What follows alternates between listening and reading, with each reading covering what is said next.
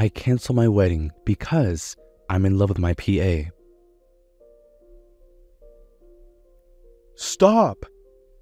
The voice of my father thundered, but we didn't stop until suddenly we heard a sound crack into the air, far louder than my father's voice, so we had to cower and stop in our tracks. It was a gunshot. Ross shivered behind me, but I maintained a bold front while facing my father's aim. Don't you move! He yelled again. You can't shoot me, Leonard, I said. What are you doing? Ross whispered, terrified. It was the first time I had called my father by his name. You know why my father was aiming his gun at his own son? Well, I did something he didn't like. Something he probably would not forgive me for. This whole thing started 4 months ago. My father, Leonard Black, was a hard man, but I had always done whatever he wanted me to do without question. Everything I had ever done was to please him. You might ask why I did everything to please him. Well, even though he was emotionally distant, I always hoped that doing everything he asked me was the only way I could get close to him. Unfortunately, the closeness I had with my father was mostly business. It was because he was preparing me to step in as owner of his company when the time comes. But it seemed all that was about to change when he called me to his office one day. You called for me, Dad? I said. Yes, have a seat, he said, replying while sipping his coffee. Then he cleared his throat. I have something important to tell you.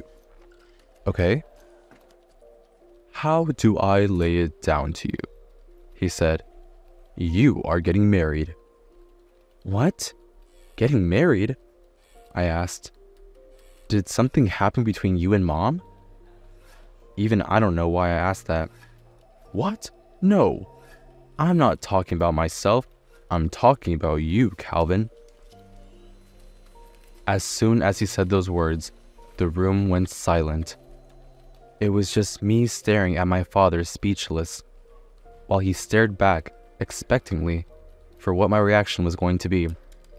His words were already wreaking havoc in me, but the reaction was slow to reach my face. Say something, son. I'm dying here, he said. I am waiting for you to tell me it's a joke. Fortunately for you, this is not a joke, son, he said. I know you. Fortunately? How the hell is this fortunate, Dad? I said as I stood visibly angry. Get married? All of a sudden? Calm down, Calvin. He was speaking, but I cut him short again. Calm down? I can't calm down. How would you feel if your father had told you you had to marry someone he chose? I asked, annoyed beyond words. Who the hell still does that? It's the 21st century. I know how you feel, Calvin. I know. You have no idea, Father. I have done everything you asked of me all my life, without question. I have been a good son. But I'm afraid this is where we're going to draw the line. I'm sorry. I'm not sorry. Let me speak, he yelled. I kept quiet, but I was fuming. I understand how you feel, Calvin. No, you don't, Father. Let me speak, he said sternly. I owe a huge debt, Calvin. And I am the repayment? I asked. What kind of father does that to his son? You speak like I'm selling you to slavery or something. I don't see the difference. You're giving me out against my wish, I said in annoyance. What the hell do you owe him? I can't give you the details yet, he said. Why? You owe me that. Does that mean you're going to do this? He asked. I don't want to do this, I replied. You're really robbing me of the chance to find love of my own. If what you're worried about is if she's beautiful, she's really beautiful. The love will come in the long run. If you look at it, I'm speeding up the process, he said. I went mute when he said his words, and I was befallen by another dilemma. How do I tell him I can never be in love with her because I'm gay. I mumbled. I didn't know how to tell. I lost the confidence to speak. She's got a beautiful name. Her name is Amelia. Her father, Michael, whom I owe, married a really beautiful lady. My God, I said. I got angry every time he said something. I could imagine how Amelia must have felt when her father told her. I couldn't hear any more of the crap my father was saying.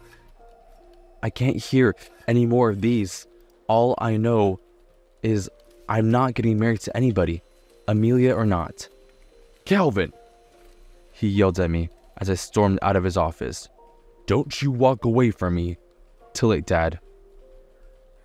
I worked at my father's company as a COO while he was a CEO. The thing my dad told me got me all worried, and I couldn't focus on my work. I couldn't stop thinking about it, and yet the old man just wouldn't tell me what kind of debt he got himself into. I began to suspect that he must have gotten his hands dirty or something. I heard someone knock on my door, but I thought it was in my thought until the person did it again. What? I shot at the person behind the door. It's Ross, the person said. Ross was my personal assistant. Come in, I said. Then the door opened and he walked in. What's going on? I saw you leave your dad's office angrily. What's going on? He said. He was also my confidant. I am in deep shit, Ross. What's up? He told me I was getting married to someone. What? What the hell? Yeah, I'm supposed to be a repayment for a huge debt he owed someone called Michael. I said, I'm supposed to marry his daughter, Amelia. Oh my God. Does he know you don't do women? No, he doesn't. And we are doomed if he knows, I said. Yes, Ross is my lover too. Damn. There was a heavy silence for a minute, and as we thought about it, we had been lovers for almost a year now, and we had successfully kept it a secret. There was something so sure about the relationship. It was that we were so in love with each other and wanted to spend the rest of our lives with each other. We were getting prepared to reveal our secret to the world when my father brought that heart-ripping news. What are we gonna do, Cal? Ross asked me. I don't know, babe. I don't know. I think it's out of my hands, I said. No, it's not, Cal. It is. No, it's not. His voice sounded deeper when he said so. Didn't you hear me? He would kill us if he knew, I said. Your father would never kill you. He might. Even if he doesn't, he might kill you, I said. You know what, babe? Let's continue keeping this relationship a secret while I'm still married to her. Till when? He asked, frowning. Till... I mumbled and realized I didn't know what to say, so it came out as a sigh. Calvin, he said, and held my face. I think it is high time you face your father. At least tell him no for the first time. You didn't think I'd try? I told him I wasn't going to do it, and even stormed out of his office. You know the reason he didn't go after you? Ross asked. Why? He knows you would do it, no matter what. He knew you would react that way, but he knows you were still his good son, Ross said. Yeah, you're right.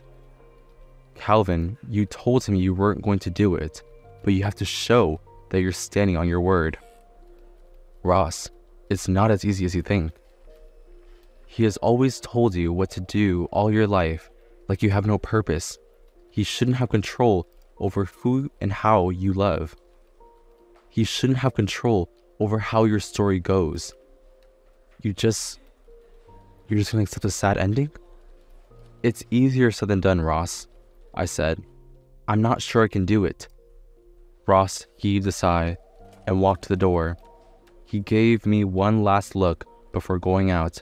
As he left me with my own thoughts, I could feel the hurt more. How could I sleep when I had a wedding coming with someone I didn't love and had never seen? My father's words kept me awake, and I hated him for that. I couldn't believe my father could stoop so low to make my life miserable. It still confused me why he couldn't just pay off the money in installments or something. Even reason I gave to that action sounded stupid to me. I just had to go and meet him when it was morning. I barged into his room just at the moment he woke.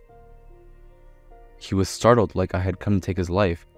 "Calvin, why did you barge in that way? You almost gave me a heart attack," he said. I am still confused about why this is happening to me. "Oh, this matter." He rolled his eyes. "What do you need now?" "What kind of debt do you owe?" I asked. "Did you kill someone?"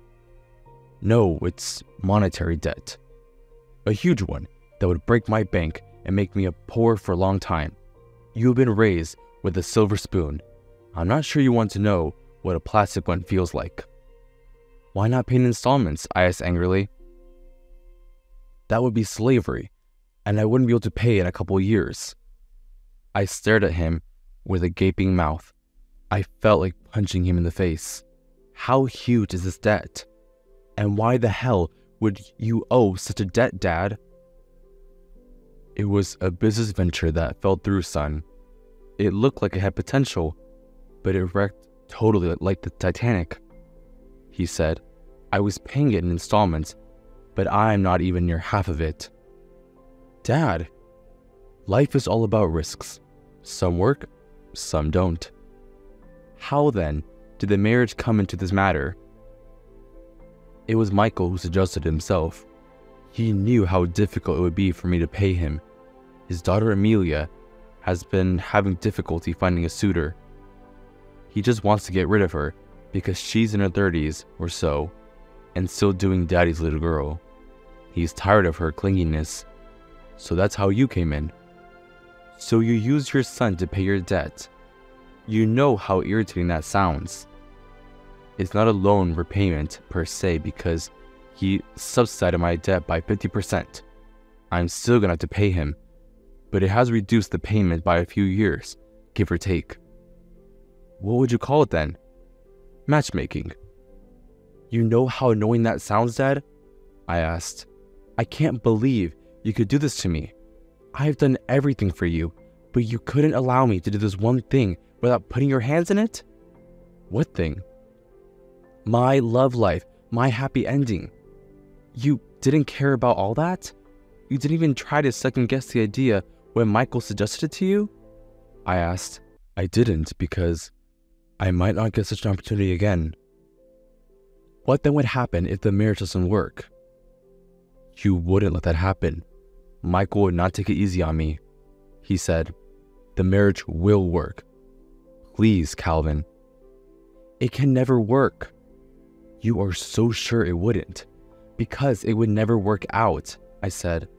"I could never love her or love any woman." "What the hell are you, Calvin? Is that a curse?" "No, it's not. I'm in love with someone else and it's a man," I said. He frowned as if he was wondering if he heard me right. "What are you—" "I'm gay, Dad. I've always been." "What the hell are you telling me? You love men?" he asked angrily. "Yes." "My God," he said and covered his face. He remained there while there was a silence in the room. "Are you even my son?" "Yes, I am." "I'm disappointed. What the hell?" "I can't change that about me. It's how you gave birth to me," I said. "No," he yelled. "We have never had a gay person in this family. How would you know? You only know about your parents and grandparents. You don't know everyone." "If we have one, it would have been mentioned," he said. "You might not have known about the ones who were gay in secret, like I was for a long time, because of family members like you." "Shut up! I don't want to hear about all that crap again," he retorted. "Kill it." "Kill what?" "Kill whatever feelings you have for any man, and stick to Amelia, Calvin, he said, or I'll kill it for you. What do you mean by that? You might find it out if you test me, Calvin, he replied. Now leave. I don't want to see your face. I lingered for a bit, looking into his disgusted eyes and displeased scowl before I left his presence. My father refused to speak to me after my confession. The only contact we ever made was our eyes. He had this way he looked at me. It was the same look he had when I revealed to him that I was gay. I was surprised when he told me he wanted to see me. Amelia would like to meet you, he said. Dad, if you're going to grumble about your sexuality or this marriage, I don't want to hear it, he said. I have her photo here. He searched through his phone and showed me a photo of the lady. What I saw was a beautiful lady, and it baffled me why she had difficulty finding a suitor. She is pretty. Why has she been finding it difficult to find a suitor? Her father didn't provide details about that, but I guess luck found her now that she gets to marry you. I frowned and said, She looks older than I am, though. She is, but age is just a number, Cal. Love doesn't care about all that. Love isn't also biased about who you choose, I said. I told you I don't want to hear about all those crap, you idiot, he said. She wants to meet you at the restaurant at 4 p.m. We'll send the address to you. Don't mess it up, and don't you even try to tell her about that homosexual nonsense. No, he shot at me. You can get out now. Close the door while you're leaving. He continued with what he was doing while I left him, but I intentionally left the door open. I heard him call me, but I went on. Some minutes after 4 p.m., I was parked outside the restaurant, cussing about 20 times in a minute while punching the steering wheel angrily. Amelia was already there waiting for me. Oh my God, I hate my father. Eventually, I got out the car and went into the restaurant. From afar, I could see Amelia sitting and waiting expectantly for me to appear from anywhere. I thought of turning and running away, but it was exactly at that moment she caught me. By the way, she fixed her gaze on me and smiled. She must have seen my photo like I did. I had no choice but to go to her. Hi, Calvin, she said. Hi, Amelia, I replied with a wry smile. You're a little late.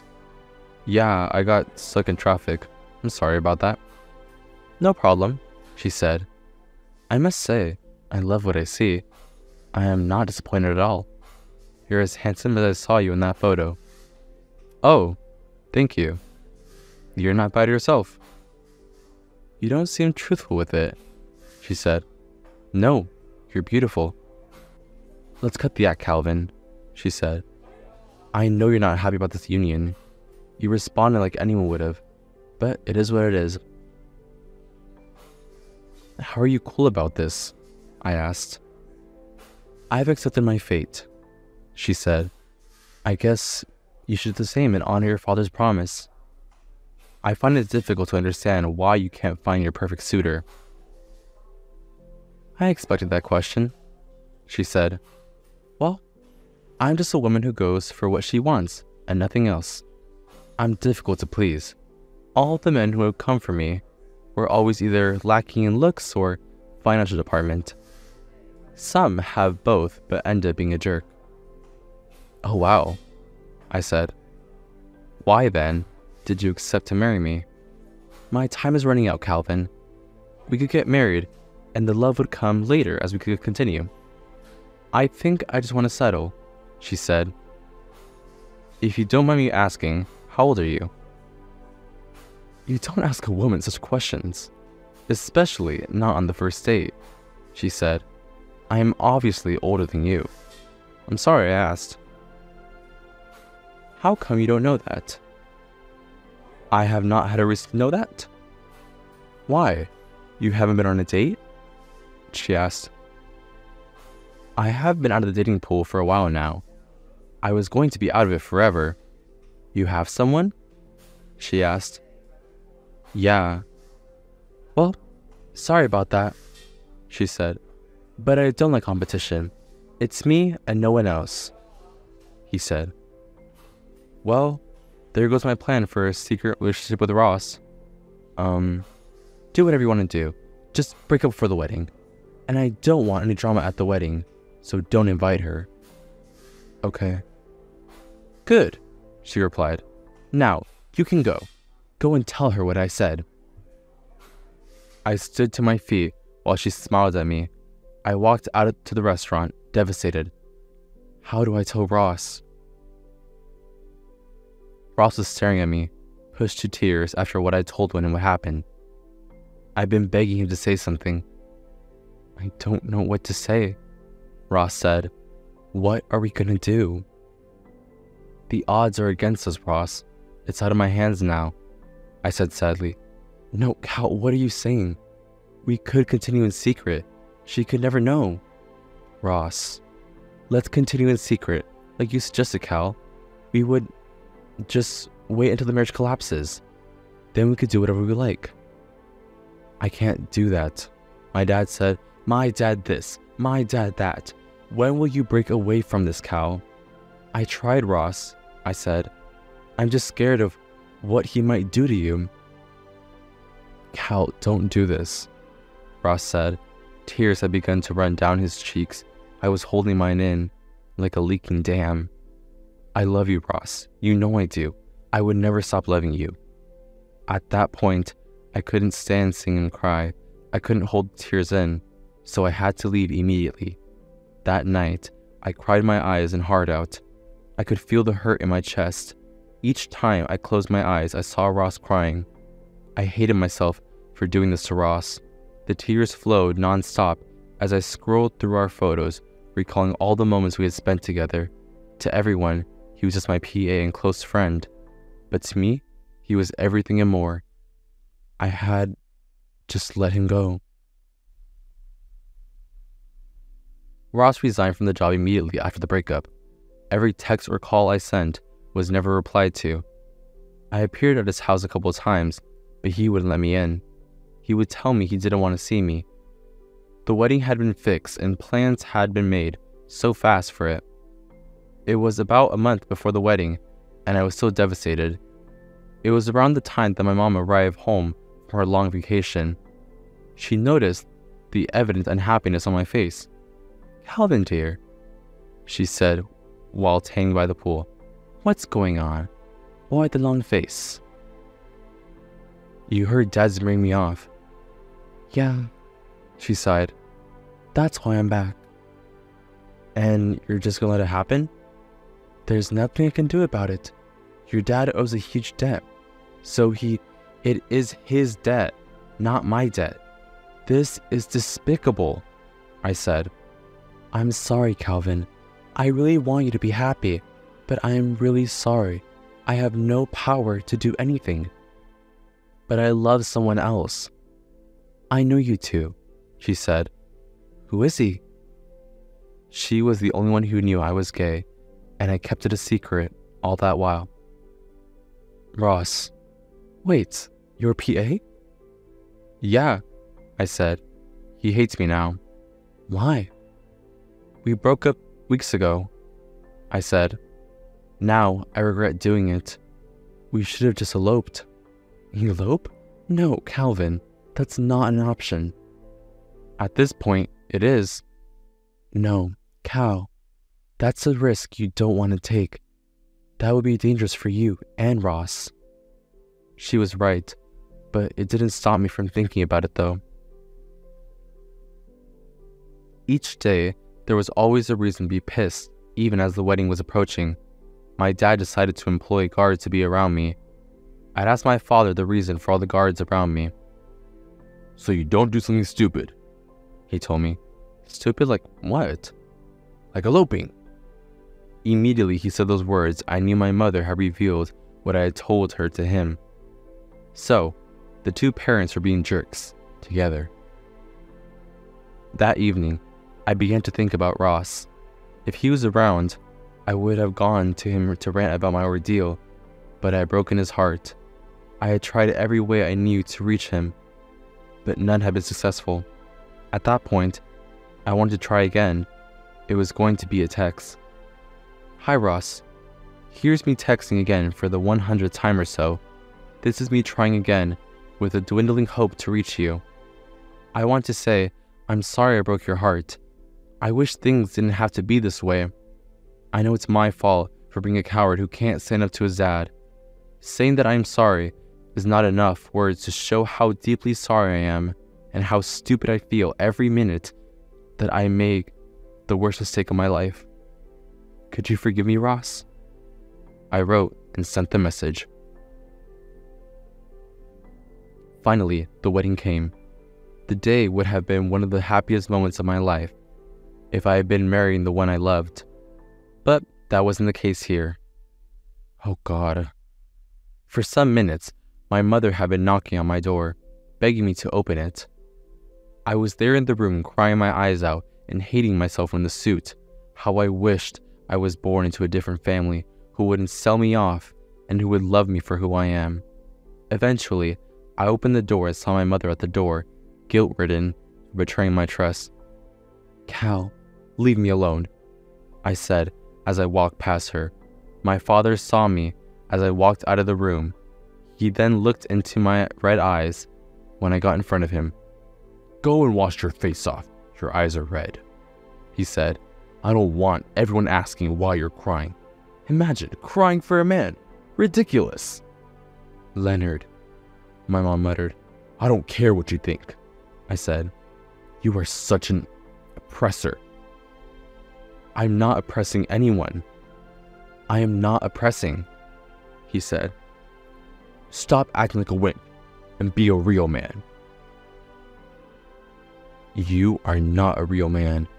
A real man doesn't deny his son happiness. A real man doesn't oppress his son. A real man doesn't sell his son out. A real man is not a piece of shit.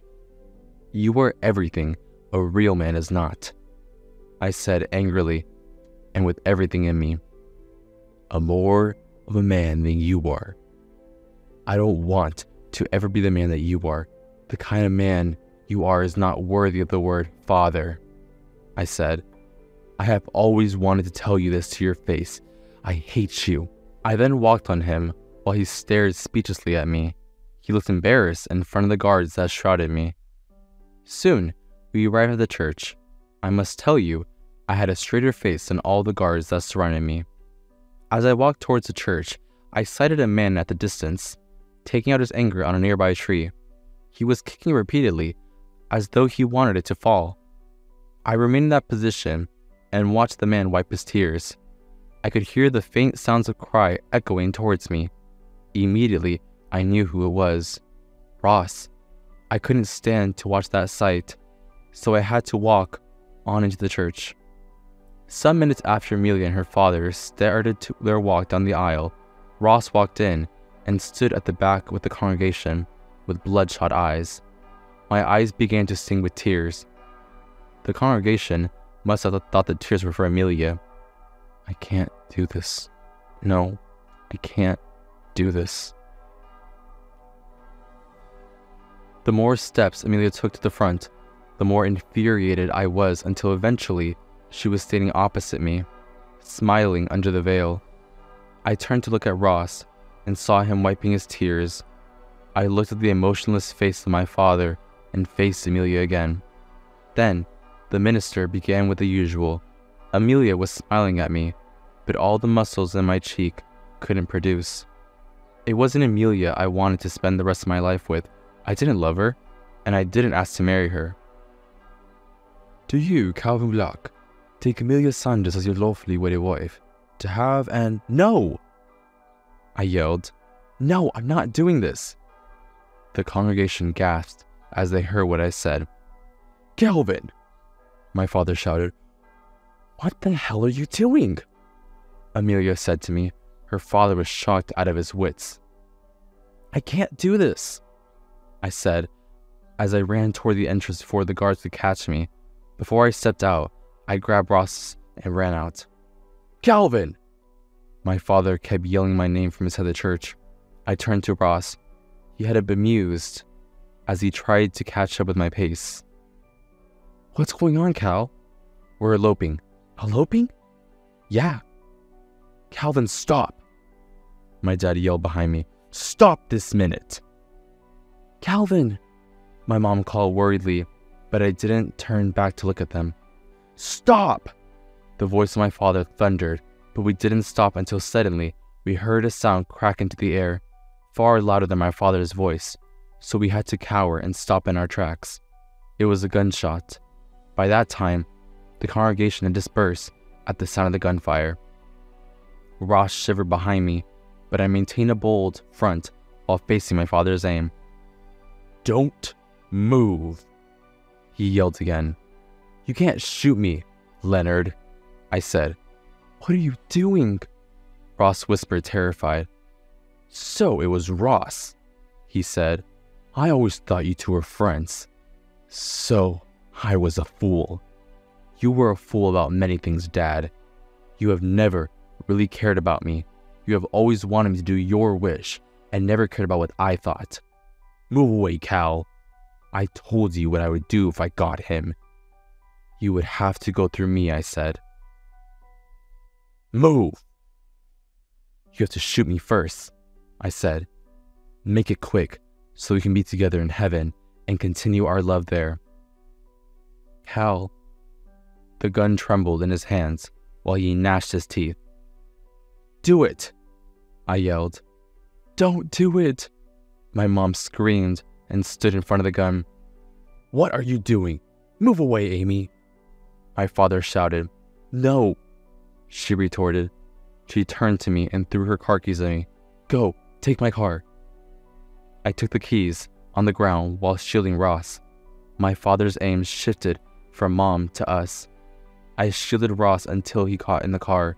I ran to the driver's side while my mom pulled his hand away from us. He watched with furious eyes as I started the engine and reversed out of the church premises. That was how I eloped with the one I loved. As I drove, there was silence in the car. I stole a glance from him at a second before I returned into the road. "Why did you come?" I asked. He was quiet, as if trying to look for the right words to say. "I really don't know why, Cal. I think I just wanted to know if you were really going to do it," he said. "Besides, I saw your last message." "I was about to make the greatest mistake of my life," I said. "I'm sorry for everything." "I'm just glad you came back to your right senses," he said and smiled. I smiled back at him. Before I knew it, he leaned toward me and kissed me. "Ross, I have to keep my eyes on the road," I said to him as the kiss was getting longer. He then pulled away from me, smiling while returning a blushed smile. "I just couldn't do it, Ross. Freaking in love with you." "I know. I couldn't forgive myself for breaking your heart, and I would be self-loathing all the days of my life if I didn't do this," I said. "It is you I want to spend my life with, not her. I love you, Cal. I love you too, to the moon and back." Ross and I made it out of the country. It took a while for us to settle, but we found a way around it eventually. We had spent 2 months living there as a couple. I didn't hear from my father or my mother during those months until I got a video call from my mother. When it rang, I stood at the ringing phone for a while before I could pick it up. "Hello, Cal," she said. "Hello, Mom." "How have you been?" she asked. "It's been a while. I've been trying to call you, but I can't seem to reach you. I figured you must have changed your number or something. That's why I'm reaching you here on FaceTime." "No problem," I said. "Thank you for helping with the car. Sorry I had to leave before getting on the plane." "Oh, it's all right," she said. "How's everything been? How's Ross?" "Great. Everything is great. Ross is fine. We're still settling in," I said. "Oh, that's good. Where do you stay now?" "I can't tell you, Mom. I'm sorry." "Okay," she said. Then there was a brief silence. "How's he?" "He's devastated," she said. Well, that's how I felt when he told me to get married to someone who didn't love. Cal, she said, you don't realize that he is a deep mess right now. He has to pay the money within a year. Oh, wow. I'm sorry for him, I said. You have an idea of the amount of money he owes? I have no idea, but I know it's a lot. You know he is secretive. Yeah, he didn't tell me. I hope he gets out of it, though. I hope for it, too, she said. Then she stared at me with a slight smile on her face. What? You act like you don't care, but you do. Whatever, I said. He acts all tough, but I know he is sorry for what he did. How do you know that? I know your father. He's a hard-boiled man, but, you know, like a hard-boiled egg. He is soft inside. You're just defending him, I said. No, that's not true. I would probably believe a little when he says it in person, I said. Cal, she muttered, and said nothing but sighed. When am I going to see you again? Sometime in the future. Thanksgiving? Christmas? Nah, I don't think so, I said. Don't worry about it. You will see me. Okay. Mom, I've got to go. I got something I want to do. We'll talk soon, I said. Ross was already calling me to bed. Alright. Bye. I love you. Love you too. My regards to Ross, she said. Alright. I will tell your father you asked of him. At least, it would lift his spirit a little, I guess, she said. I said nothing for a passing second before I responded. Bye, Mom, I said, and then I hung up. I crawled back to bed and lay beside Ross. I cuddled him and planted some kisses on his nape while he giggled. Good night, babe. Good night, love, I replied, and then I switched off the lights.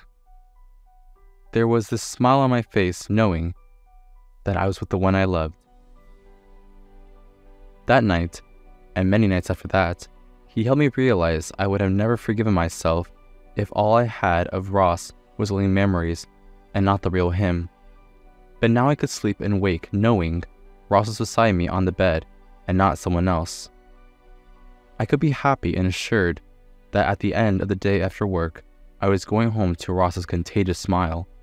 Every day now with Ross had me thankful to myself that I chose my happiness. Can you go as far as eloping for the sake of love? Thanks for watching. Consider subscribing to become a part of our Rainbow Force, and stay wholesome.